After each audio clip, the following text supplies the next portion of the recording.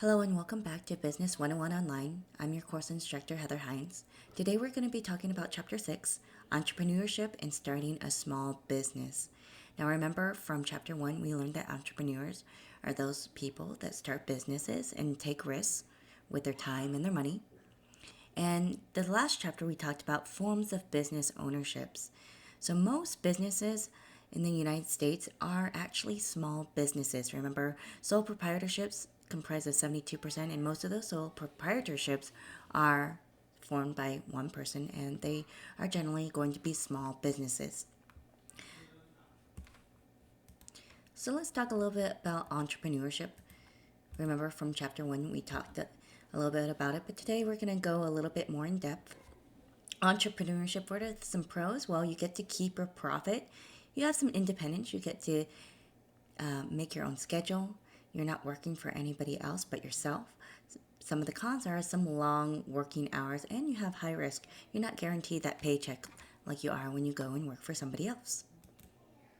Now, not all entrepreneurs are have the goal of becoming the next Facebook or the next Amazon. Some people become entrepreneurs for work-life balance. So we call those people micropreneurs. So micropreneurs are those who want to remain small. About half of the U.S. micropreneurs want to stay small and they're home-based. So they kind of want that work-life balance. They want to stay at home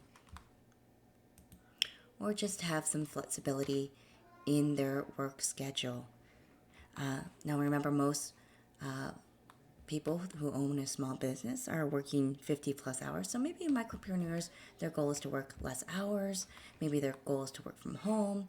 Maybe they just want that flexibility so that they can be there for their kids when the kids get home from school. Whatever the reason, micropreneurs, they want to stay small.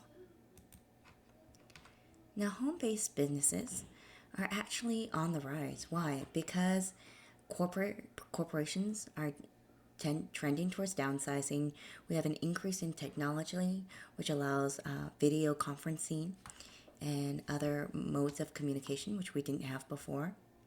So what are some pros of a home-based business? Well, they're easy to start. You have less overhead. And some cons are you have to be very self-disciplined. It can be isolating, and you still have to abide by the law and different ordinances. And there are some insurance details that you might want to consider when you're doing a home-based business. Now, some home-based businesses are internet-based, meaning maybe you're at home designing a web page, or you have your own website in order to sell purses. Well, one thing that you might want to consider if you're an online business is something called affiliate marketing. You can actually make money through your website by advertising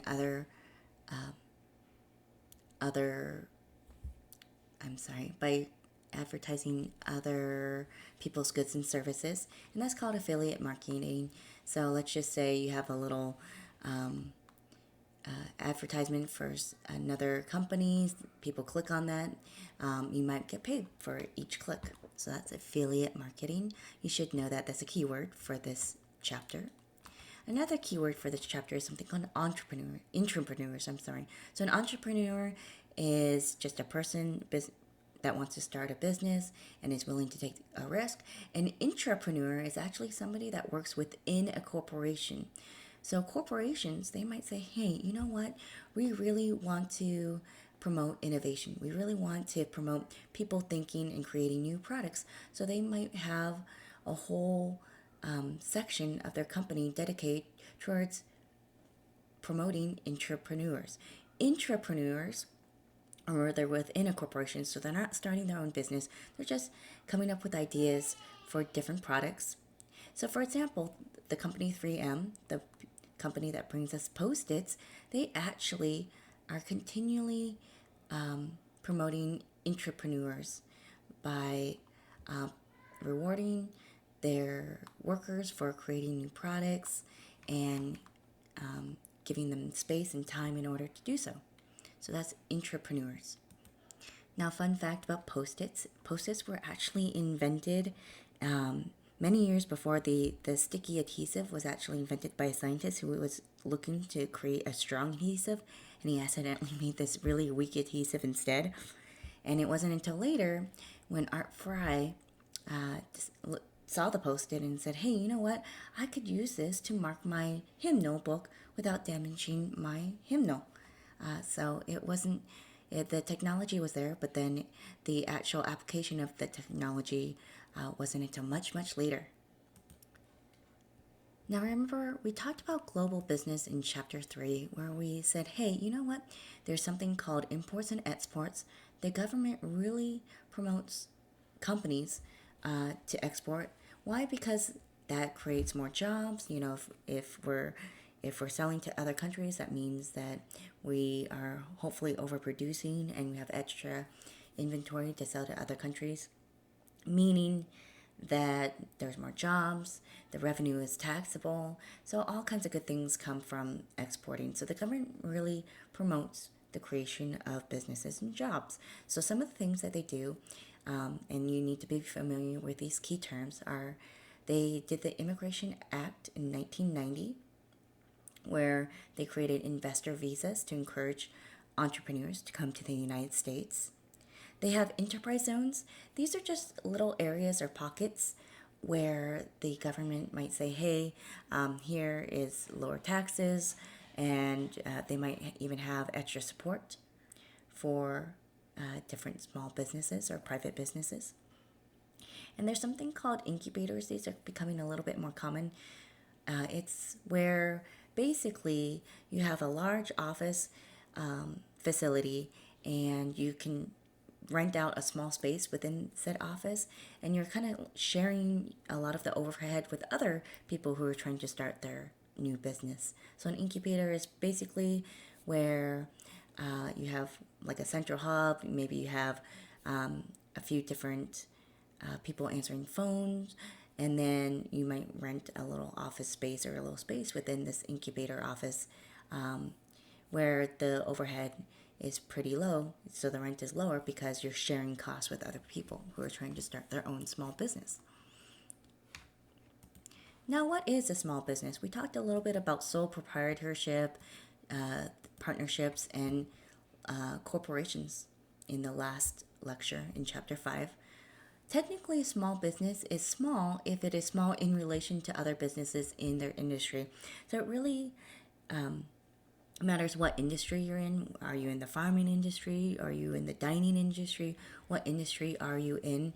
And there's actually a whole list of different types of businesses and what size counts as being small, medium, or large. Sometimes it's based upon revenue. Sometimes it's based on other components. However, one of the big components of a small business is that it's independently owned and operated. That means you have either a sole proprietorship or a partnership. It does not count if you're a C corp. Remember we talked about C corps in the last lecture. That does not count as independently owned. And here are some fun facts about a small business. Small businesses, there are 28 million small businesses in the United States. Remember we said, so that makes sense because we said that sole proprietorships comprise us 72% of the businesses in the United States. And small businesses account for 50% of the GDP, that's gross domestic product. We learned about GDP in chapter 3, which is one of the metrics for macroeconomics. And small businesses have generated 65% of the new jobs since 1995. And about 80% of the U.S. workers' first jobs were in small businesses. So small businesses are definitely on the rise, especially as new technologies emerge. And they comprise of 50% of the GDP and 65% of the new jobs. That's pretty incredible. Now from chapter 1, remember we saw this slide right here. This is a slide from chapter 1, LO 1.8, Learning Objective. We learned that there has been an evolution of business as technology increases. There's the agriculture era, there's the manufacturing era, and then there's the service area. Remember, service is now, instead of producing just goods. Now you're producing services like healthcare. You go to a restaurant and you have a waitress servicing you. So that service area era kind of gave rise to small businesses. I think that's why small businesses were on the rise in the 1990s. Why? Because people wanted that personal customer service. When you go to a large business like Walmart or Home Depot, you don't really get that customized service that you do when you go to a small business where you have people that really know the products that they sell, and they can sit there and talk to you about it. And let's just say this paint is really good for the exterior, and this paint is really good for the interior. This is going to last a long time. You don't really get that kind of unique perspective and that personal customer service with large businesses. So that's one of the advantages that small businesses have over large businesses. People want that service, and to get that, you typically will need a small business. And also, what else does a small business offer? They can respond quickly to opportunities, right? They don't have all this, if Walmart says, hey, you know what, we need to change our stores so that we have a, a wheelchair ramp on every store. That might take a really long time versus because they have hundreds, if not thousands of stores, probably thousands. Whereas if you're a small business owner and you only have one store to make your store wheelchair accessible, it's a quick fix. It's only going to take a little bit of time, right? So make sure that you understand some of the advantages of a small business to answer your critical thinking number 5 for this assignment this week. Small businesses are generally fairly easy to start, but there are some things that you definitely need to consider before you start your small business. For example, you need to plan it out. You don't want to just put a bunch of money into something and then have it flop. You need to plan it out a little bit. Maybe create something called a business plan, which we'll talk about in the next slide. You need to think about financing.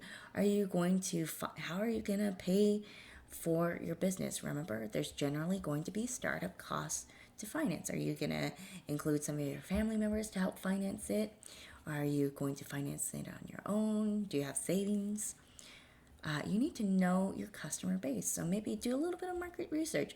Who is going to be interested in your product? Are you going to have enough customers interested in your product?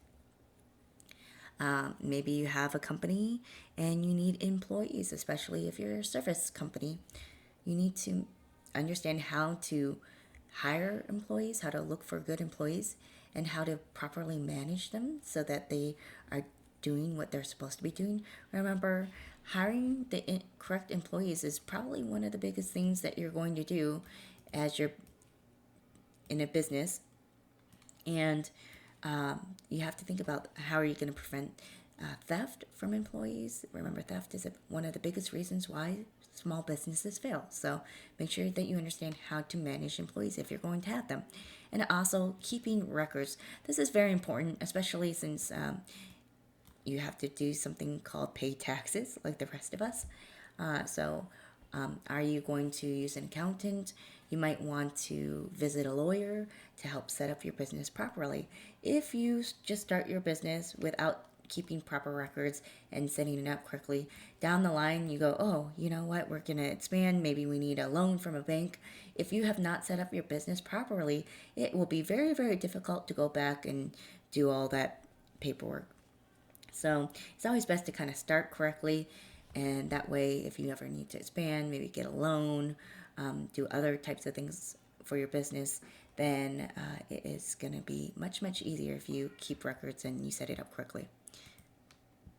So what's a business plan? A business plan is a detailed statement that basically describes the nature of your business. You're saying, okay, here's my business. I plan to sell to this target market, these types of people. Maybe I am in Aldi's and I want to have low-cost goods. Or maybe I want to be like Trader Joe's and I want to market to middle class consumers who want higher quality items. What are the advantages of your business over other businesses? So who are you competing against? That kind of is a SWOT analysis. So you're going to be doing a little bit of a SWOT analysis if you do a business plan. And SWOT analysis, I believe we go over that in chapter 7. And what are the resources and owners' qualifications? So what are your qualifications to start this business? Why should somebody invest in you? Why do people create a business plan? Well, you generally will create a business plan if you're looking for investors. Investors are people that you're asking for money to invest in your business. So if you just say, hey, can I have some money to start my business? They're going to say no. If you say, hey, here's my business plan, I think it's going to be profitable because of XYZ, then you can take that business plan to the bank or other investors and hopefully get some money from them. So how do you get money? You take that business plan and you can either get money from yourself, from friends and relatives, maybe from a former employer, or you can take your business plan and try to go to a bank and get bank finance help. There's also something called angel investors. Angel investors are generally those who are going to say, hey, I'll invest in your company, but in return, you're going to give me a high percent return on my money. So maybe if you go to a bank, maybe they'll charge you 5% interest, and an angel investor is going to charge you much, much more. Then there's something called a venture capitalist. Some people like venture capitalists. Why? Because you are basically saying, hey, can I have some money? In exchange, you can own part of my company. And so you don't owe them any money unless your company succeeds. So you don't have that double whammy if you fail. So venture capitalism is saying, hey, invest with me. And if I do well, you do well. If I don't do well, then, well, you just sunk your investment. Oh, well. And that's just one of the risks for venture capitalists. All right. Hopefully this lecture was helpful. Don't forget to do the readings, complete your extra credit, then answer these questions for your critical thinking, and then take your quiz.